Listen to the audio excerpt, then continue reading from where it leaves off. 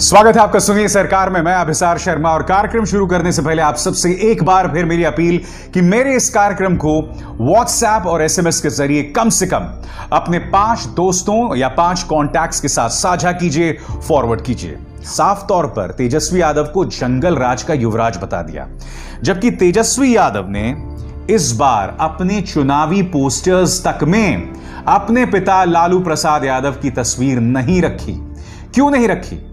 क्योंकि हो सकता है कि तेजस्वी यादव जो अतीत रहा है आरजेडी का, 15 साल रहे हैं लालू प्रसाद यादव के, उससे कहीं ना कहीं अपना रिश्ता खत्म करना चाहते हैं, उस सोच से रिश्ता खत्म करना चाहते हैं। चुनौती बहुत गंभीर है, क्योंकि मैं जानता हूं कि अगर तेजस्वी वाकई किसी चमत्कार से मुख्यमंत्री बन भी जाते हैं, असंभव को संभव कर भी देते हैं, तो विरासत जो है आरजेडी की, उससे वो खुद को बचा नहीं पाएंगे। वो विरासत उनके सामने है।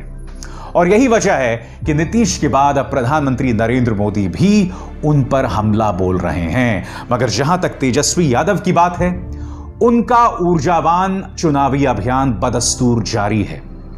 आज की तारीख में उनकी तमाम रैलीज पर आप निगाह डालिए। आज उन्होंने करीब 16 रैलीज को संबोधित किया, और उन 16 रैलीज के अंदर जो ऊर्जा दिखाई दे रही है, उसकी आप एक छोटी सी झलक देखिए। आपका नेता कैसा हो?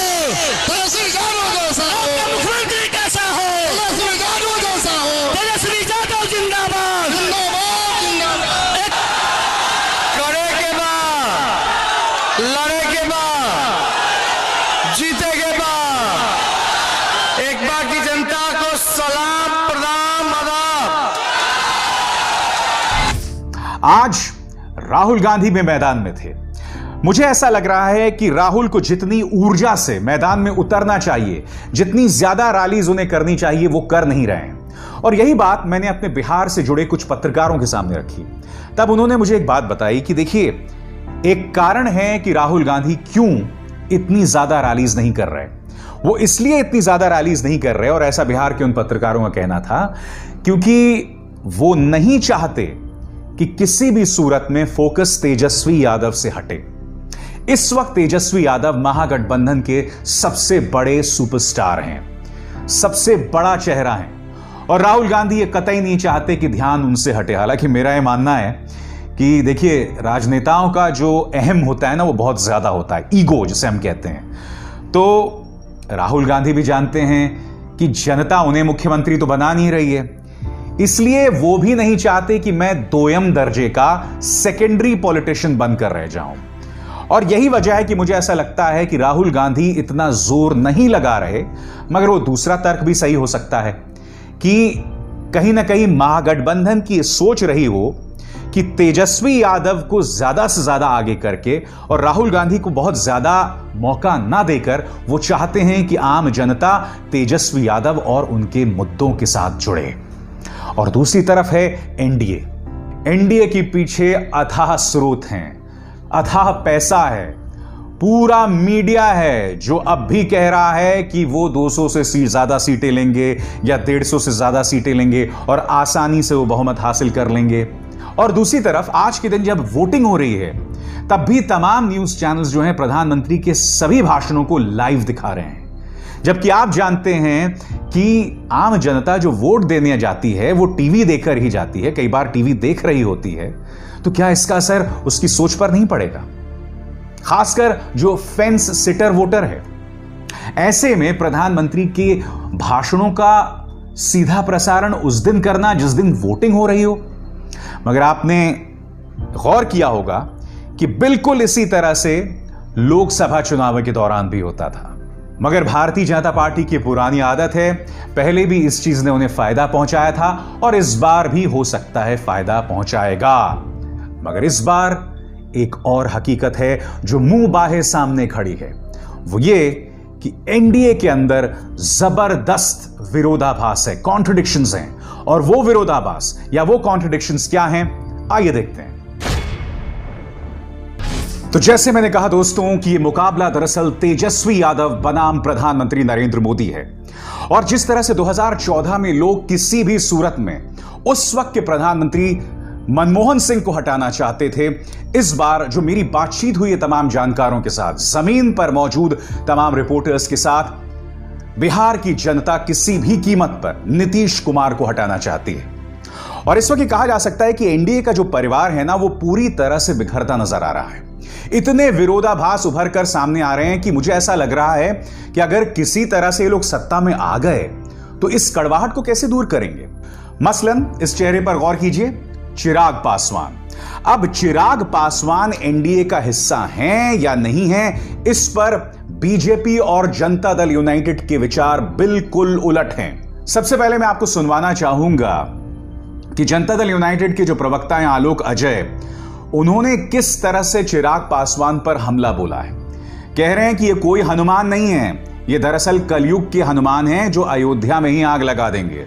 आपको याद होगा चिराग पासवान ने कहा था कि मेरे दिल को चीर के देखिए, इसके अंदर आपको प्रधानमंत्री नरेंद्र मोदी दिखाई देंगे हनुमान के अंदाज में। सुनिए आलोक अजय क्या कह रहे हैं। जिनकी एक पैसे की औकात नहीं है, आज इस चुनाव में घूम रहे हैं कि हम अयोध्या, हम हनुमान हैं। ये कोई हनुमान नहीं है, ये अयोध्या दिलाना चाहते हैं, ये कलयुग के हनुमान है। सुन लिया आलोक जी को। अब मैं आपको सुनवाना चाहता हूं भारतीय जनता पार्टी के विवादास्पद सांसद, जिनके मुंह से आप कई बार कई अनाप शनाप चीजें सुन चुके हैं, तेजस्वी सूर्या। ये चिराग पासवान को एक बहुत बड़ा एसेट मानते हैं। सुनिए। बहुत ऊर्जावान नेता है। पार्लियामेंट में भी बिहार के जो मुद्दे हैं उसके ऊपर बहुत श्रद्धा के साथ उसका बात रखते हैं। इसका मतलब वो बीजेपी के साथ सरकार बनाएंगे तो बेस्ट है वो? नहीं, वो चुनाव के बाद का विषय है।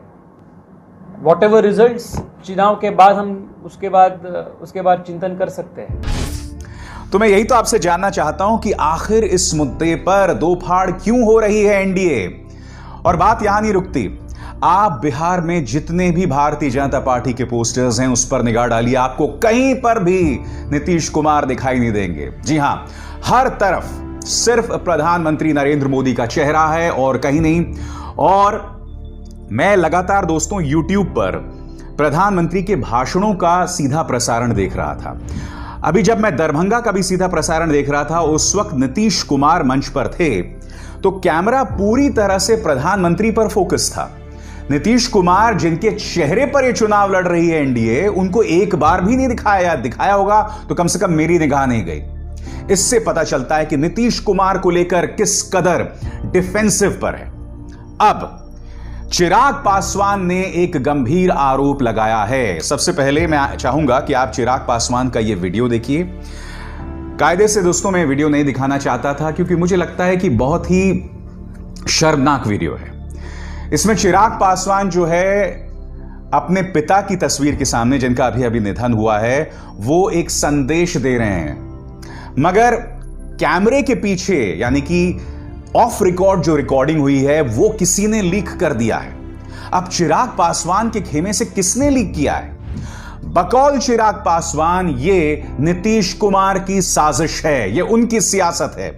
आपको पता होगा कि इस मुद्दे पर चिराग पासवान कह चुके हैं कि अगर मैं मुख्यमंत्री बना तो मैं नीतीश कुमार को जेल भेज दूंगा। तो भैया चिराग भैया ये तो बताएं, क्या आपको आश्वासन मिल गया है अमित शाह से या प्रधानमंत्री नरेंद्र मोदी से कि अगर आपको सीटें आ गई तो आप जो है मुख्यमंत्री बनेंगे? खैर वो वीडियो देखिए जो अपने आप में बहुत शर्मनाक है। किसी व्यक्ति के पिता की मृत्यु हुई है, वो दिवंगत हुए हैं, ऐसे में क्या इस तरह का ड्रामा सही है? आप खुद देखिए। अरे भाई टेक्सचर अलग होते हैं हर किसी के बाल का, हर किसी के बाल का टेक्सचर। तेरा खड़ा हुआ है कभी बाल? थोड़ा सा आगे। भाई ये रिमोट है, इसके लिए इतना पास आ ही गया तो रिमोट किस काम का? आज़ादी के 75 साल के बाद भी बिहार को कहा जाता है कि अभी भी पिछड़ा प्रदेश है। And I lost the plot. तो इससे लगातार पता चल रहा है कि इस मुद्दे को लेकर किस कदर दो फाड़ हो रही है एनडीए। जी हां, जनता दल यूनाइटेड और बीजेपी मानो कुछ मुद्दों को लेकर एक साथ नहीं है। यह भी खबरें आ रही हैं कि ना जनता दल यूनाइटेड का काडर भारतीय जनता पार्टी की मदद कर रहा है और ना भारतीय जनता पार्टी का काडर जनता दल यूनाइटेड की मदद कर रहा है। दोनों में एका नहीं है। जिस तरह का एका 2015 में जनता दल यूनाइटेड और आरजेडी के बीच था, यहां पूरी तरह से नदारद है। सवाल यह कि क्या प्रधानमंत्री नरेंद्र मोदी चमत्कार कर पाएंगे? अब एक के बाद एक सिरदर्द सामने उभर कर आ रहा है। मसलन दुर्गा पूजा में बैठी जनता पर पुलिस की फायरिंग। यह घटना अपने आप में एक जबरदस्त आक्रोश के तौर पर उभर कर आ रहा है, क्योंकि दुर्गा पूजा जो कि एक हिंदू फेस्टिवल है, एक हिंदू त्योहार है, और यहां पर जो गोलीबारी हुई है इसमें एक व्यक्ति का मारा जाना। सबसे पहले मैं चाहूंगा कि आप ये वीडियो देखिए, किस तरह से लोग पूजा कर रहे हैं और उसके बाद पुलिस के आने के बाद जो अफरा तफरी मच जाती है। देखिए, पगला गया सब पुलिस वालों।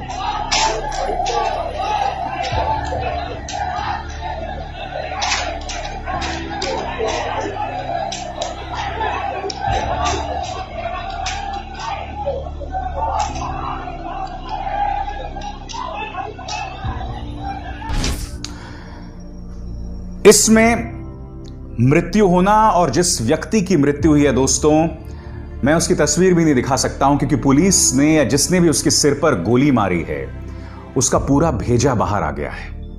अब इस मुद्दे को लेकर चिराग पासवान और तेजस्वी यादव जो हैं वो एक स्वर में बात कर रहे हैं। दोनों इसे नीतीश कुमार की जनरल डायर वाली कार्रवाई मान रहे हैं। यहां पर क्या कहना है तेजस्वी यादव का, आप खुद सुनिए। जनरल डायर बनने की अनुमति किसने दी? हम राज्य सरकार के गृह मंत्री से, राज्य के उप मुख्यमंत्री बीजेपी के नेता से पूछना चाहते हैं कि जनरल डायर बनने की अनुमति किसने दी? आप सब लोग जानते हैं कि ये घटना कोई मामूली घटना नहीं है, और हमारी मांग रहेगी कि इस घटना की जांच कराई जाए और हाई कोर्ट के रिटायर्ड जज से हाई कोर्ट मॉनिटर्ड जांच इन्वेस्टिगेशन होनी चाहिए। दरअसल निशाने पर एसपी लिपि सिंह हैं, और इसको लेकर खासा दबाव जो है वो आरजेडी इस मुद्दे पर बना रही है, और भारतीय जनता पार्टी इस पर क्या कहे उसे समझ नहीं आ रहा, क्योंकि नीतीश कुमार के साथ आपकी साझा सरकार थी। अगर कुछ लोग नियम कानून की धज्जियां उड़ाकर भी दुर्गा पूजा कर रहे थे, तो क्या इस तरह का बल प्रयोग जरूरी था? नतीजा आपके सामने है। तो एक तरह से कहा जा सकता है कि एक के बाद एक घटनाएं सामने उभर कर आ रही हैं, और यह नीतीश कुमार ही नहीं बल्कि भारतीय जनता पार्टी के लिए भी मुश्किल और शर्मिंदगी का सबब बन रहा है। सवाल यह कि क्या प्रधानमंत्री नरेंद्र मोदी का करिश्मा इन सबको हवा कर पाएगा? क्या वो भारतीय जनता पार्टी और जनता दल यूनाइटेड को जीत दिलवा पाएगी? मेरा यह सवाल करना ही अपने आप में बतला रहा है कि इस वक्त जनता के अंदर तेजस्वी यादव का किस तरह से जोश है, किस तरह से करंट है। क्योंकि कुछ ही दिनों पहले किसी ने सोचा भी नहीं था, सभी ये कह रहे थे कि नीतीश कुमार के नेतृत्व में बीजेपी जनता दल यूनाइटेड को 200 से ऊपर सीटें आ रही हैं। अब हालात बदल रहे हैं। पहले चरण का मतदान हो रहा है इस वक्त जब मैं आपसे बात कर रहा हूं। आने वाले 2 चरण और आज जो तस्वीर सामने उभर कर आएगी, यकीनन आने वाले 2 चरण में उसका असर पड़ेगा। तो सुनिए सरकार में बस इतना ही। अभिसार शर्मा को दीजिए इजाजत। नमस्कार।